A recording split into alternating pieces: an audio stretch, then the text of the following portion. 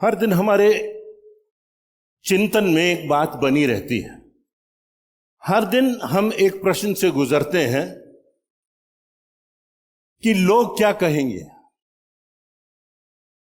लोग क्या कहेंगे यदि हम ऐसा करेंगे, यदि हमारे बच्चे इस प्रकार का जीवन जिएंगे तो लोग क्या कहेंगे। यह अनिवार्य है कि हमारी जिंदगियों से प्रभु यीशु मसीह की शोभा दिखाई दे। यह आवश्यक है कि हम जो विश्वासी लोग हैं, हमारी जिंदगियों से, हमारे व्यवहार से, हमारी बातचीत से, हमारे पहरावे से प्रभु यीशु मसीह की गवाही हो।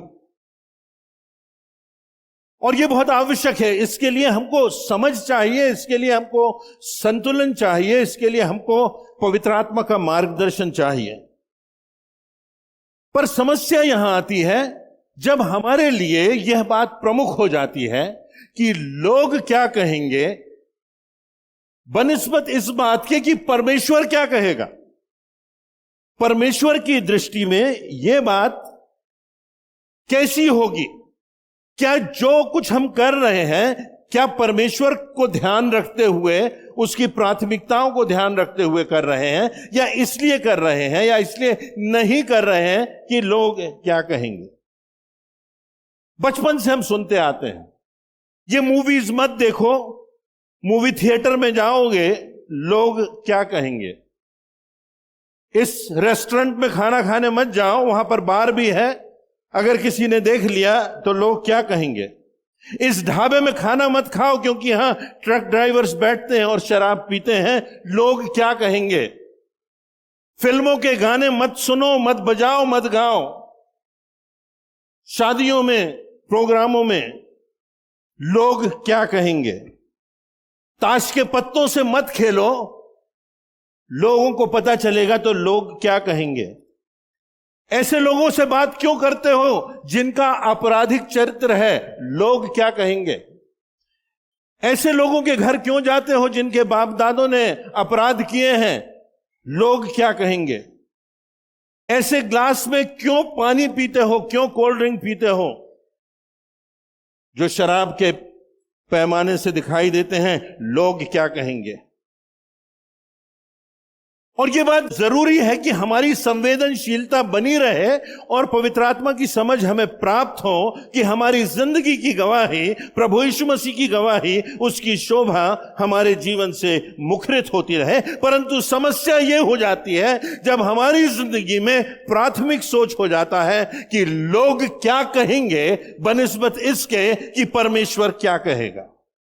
पौलुस प्रेरित इस प्रकार की परिस्थितियों से गुजरा जिसका कि विवरण आपके सामने पहला थिस्सलुनीकियों उसके 2 अध्याय की कुछ आयतों में पढ़ा गया। उस पर हम जाएंगे और देखेंगे कि पौलुस इस संदर्भ में हमें किस ओर इशारा कर रहा है।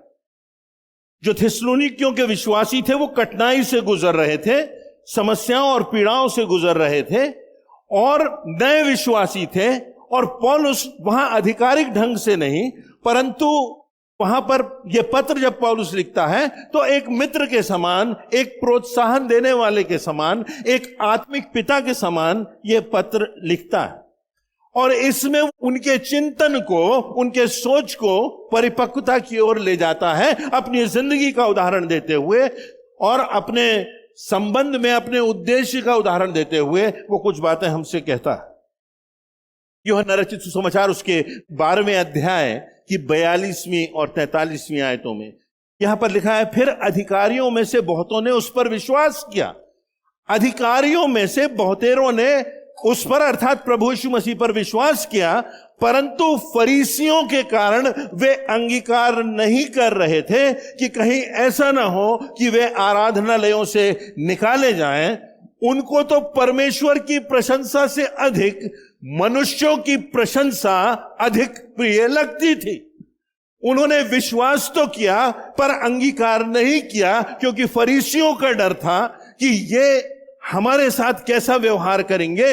उनकी दृष्टि में स्पष्ट लिखा हुआ है, परमेश्वर की प्रशंसा से अधिक यह बात प्रिय लगती थी, लोगों की प्रशंसा की बात की लोग क्या कहेंगे। उन्हें परंपराओं का डर था, उन्हें फरीसियों का डर था, उन्हें अधिकारियों का डर था। तो प्रभु यीशु मसीह को पर विश्वास तो करते हैं पर उसको अंगीकार नहीं करते, उसकी गवाही नहीं देते, उसको स्वीकार नहीं करते। उसके आदेशों का पालन नहीं करते क्योंकि लोगों का भय था।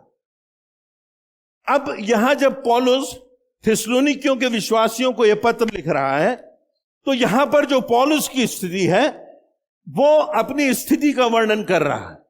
तो इससे पहले कि वो अपने उद्देश्य की ओर जाए और हमारी शिक्षा के लिए कुछ बातें हम देखें, यहां पर 3 प्रमुख बातों पर हम चर्चा करेंगे। पहली बात, पौलुस के जीवन की स्वयं की स्थिति।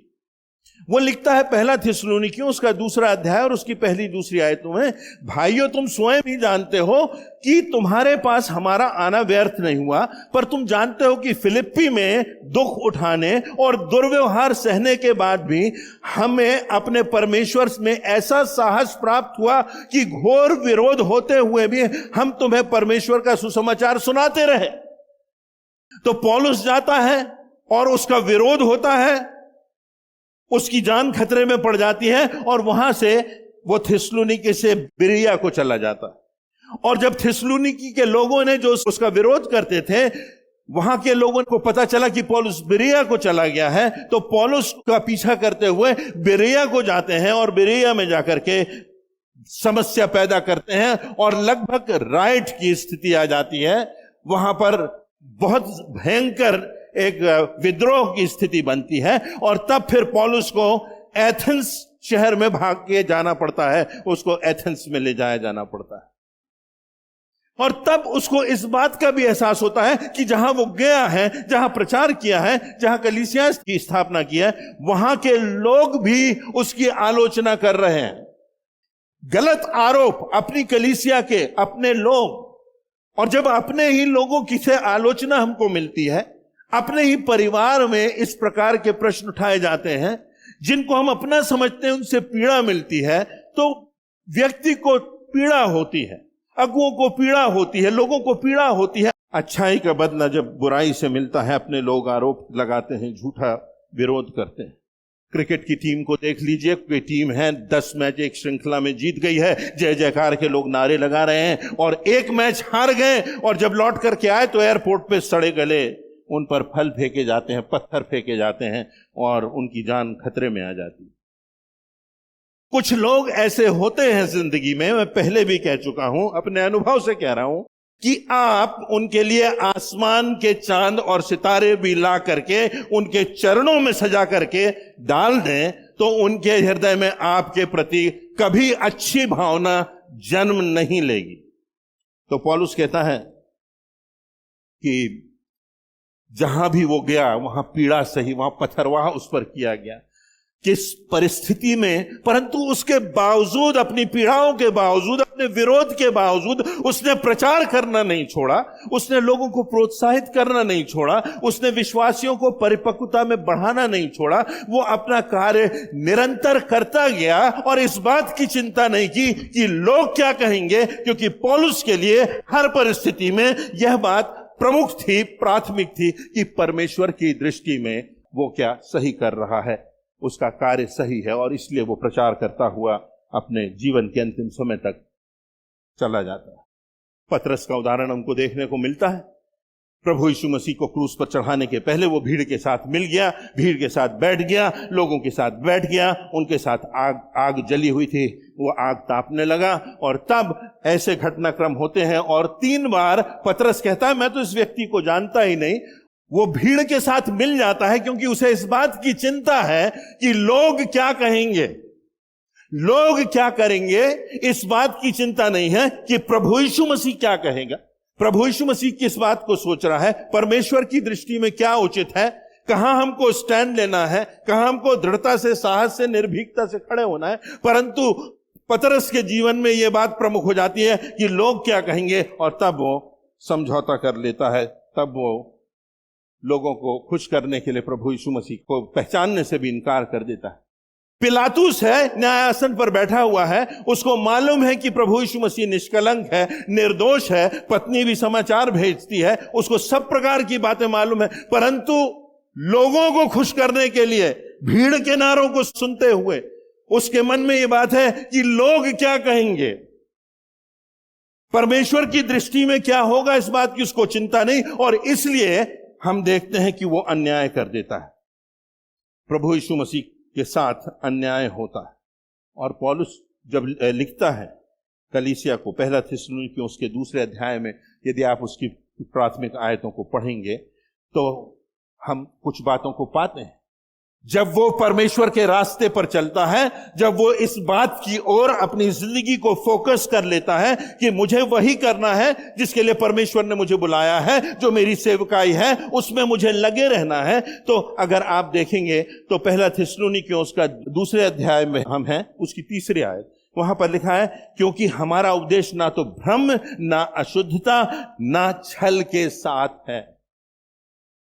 उसके कार्य में सत्यता है, उसके कार्य में परमेश्वर के प्रति सत्यता है। उसके बाद 4 और 5वीं आयतों में वो कहता है, आप देख लीजिए जहां पर लिखा है, इसलिए हम मनुष्य को नहीं परंतु हृदयों को जांचने वाले परमेश्वर को प्रसन्न करने के लिए प्रचार करते हैं, जैसा कि तुम जानते भी हो। हम परमेश्वर को प्रसन्न करने के लिए प्रचार करते हैं, मनुष्यों के लिए नहीं, परंतु परमेश्वर जो हृदय को जांचता है, उसके कार्य में, उसके प्रचार में, उसकी सेवा में सत्यता भी है और पवित्रता भी है।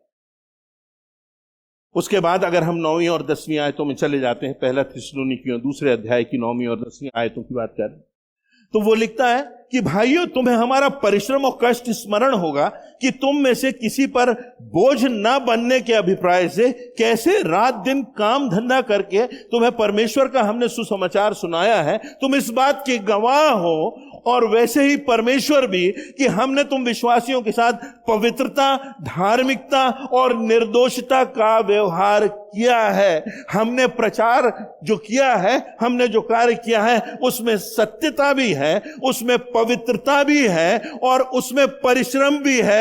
हम तंबू बनाते हैं और उसको बेचते हैं, और उससे जो लाभ होता है उसको हम कर परमेश्वर की सेवकाई में लगाते हैं। उस खर्च को, उन स्रोतों को प्राप्त करने के लिए हमने परिश्रम किया है, जीवन भर हम परिश्रम कर रहे हैं, और तुम देखते हो, तुम गवाह हो इस बात के, और परमेश्वर इस बात को जानता है कि हमारा जो कार्य है उसमें पवित्रता है, उसमें धार्मिकता है, उसमें निर्दोषता है। मुद्दे की जो बात है वो ये कि परमेश्वर की दृष्टि में ग्रहण योग्य, अप्रूव्ड अनटू गॉड, परमेश्वर की दृष्टि में ग्रहण योग्य होने की ये बातें हमने देखी, इन पर हमने चर्चा की। हम इस बात को कैसे समझेंगे? इस बात को हम तब समझेंगे जब हम, हमारी दृष्टि में परमेश्वर कैसा है, परमेश्वर कौन है, इसकी हमारे मन में यह बात किस रूप में है। क्या हम देखते हैं परमेश्वर को उस चरवाहे के समान कि 100 में से जब एक भेड़ खो जाती है तो 99 को छोड़कर वो जाता है और अपने जान का जोखिम उठाता है वो चरवाहा, और जाकर के उस भेड़ को जब वो मिलती है उसको कांटों की झाड़ियों में से निकालता है, उसको अपने आगोश में लेता है और उसको बचा करके ले आता। क्या हम देखते हैं उस परमेश्वर को उस उद्धारकर्ता के समान जो क्रूस पर लटके हुए डाकू से कहता है, जिसने पश्चाताप किया, जिसने प्रभु यीशु मसीह के प्रभुत्व को पहचाना, जिसने जाना कि मृत्यु के बाद इसका राज्य आएगा, तो वो कहता है तू आज ही मेरे साथ स्वर्ग लोक में होगा। क्या हम देखते हैं उस परमेश्वर को एक क्षमा करने वाले के समान जो व्यभिचार में पकड़ी गई स्त्री से कहता है कि जा, मैं भी तुझ पर दोष नहीं लगाता, जा अब पाप मत करना। क्या हम देखते हैं उस परमेश्वर को जो एक बच्चे को उठाता है, एक बच्चे को उठाता है और अपने शिष्यों से कहता है कि जब तक तुम अपने आप को इस बालक के समान ना बनाओ, जब तक तुम में इस बालक के समान निश्चलता और सरलता और प्रेम और क्षमा का हृदय ना हो, तब तक तुम स्वर्ग के राज्य में प्रवेश ना करोगे, जो उस बच्चे का उदाहरण देता है। क्या हम देखते हैं उस परमेश्वर को उस मालिक के समान, उस प्रभु के समान जो जानता है कि मेरा ये चेला है जो मुझे पकड़वाने की योजना बना चुका है, जो मेरी मृत्यु का षड्यंत्र रच चुका है, और तब वो उसके सामने जाता है और अपने घुटनों को टेकता है और उसके मैले पैरों को धोता है। वो परमेश्वर, वो सृष्टिकर्ता, वो उतर आता है और अपने हत्यारे को, अपने मृत्यु के षड्यंत्र रचने वाले के पास जाकर उसके पैरों को धोता। जिसको हम यहूदा के नाम से जानते हैं, यदि हमने उस परमेश्वर को पहचाना है, उसके प्यार को जाना है, उसकी क्षमा को पहचाना है, तो हम आनंद के साथ, दृढ़ता के साथ, निर्भीकता के साथ उसकी गवाही देंगे, उसको प्रसन्न करने के लिए जिएंगे, उसके आदेश को पूरा करने में लग जाएंगे कि जन जन तक जो अंधकार में बैठे हुए हैं वो प्रभु यीशु मसीह के निकट आए और उद्धार पाएं और वो नाश ना हो परंतु अनंत जीवन पाएं। तब हम लग जाएंगे उनकी मदद करने के लिए, जो भूखे हैं, जो प्यासे हैं, जो वस्त्रहीन हैं, जो कैद खाने में हैं, जो भटक रहे हैं, हम लग जाएंगे, क्योंकि प्रभु ने कहा जो कुछ तुमने उनके लिए किया वो मेरे साथ किया। हम कहा क्या हमारी जिंदगी में वो आत्मा का फल लगा है जिसका वर्णन गलातियों 5:22 में लिखा है? प्रेम, आनंद, शांति, धीरज, कृपा, भलाई, विश्वस्तता, नम्रता और संयम। क्या ये बातें हमारी जिंदगी में पाई जाती हैं? और तब कुलुस्सियों के पहले अध्याय की 10वीं आयत में लिखा हुआ है कि जिससे तुम्हारा चाल चलन प्रभु के योग्य हो जाए और सब प्रकार से उसे प्रसन्न कर सको तथा सब भले कामों से फलवंत होकर परमेश्वर के ज्ञान में बढ़ते जाओ। और थिस्सलुनीकियों के अंतिम भाग में जब वो आशीर्वाद देता है तो वो लिखता है, और यही आशीर्वाद आज हम सबों के लिए है, जिसे पढ़कर मैं समाप्त करूंगा। अब शांति का परमेश्वर आप ही तुम्हें पूर्णतः पवित्र करे और तुम्हारी आत्मा, प्राण और देह हमारे प्रभु यीशु मसीह के आगमन तक पूरी रीति से निर्दोष और सुरक्षित रहे। तुम्हारा बुलाने वाला विश्वास योग्य है और वह तुम्हारे लिए ऐसा ही करेगा। परमेश्वर अपनी इस आशीष से हम सबों को आशीषित करे।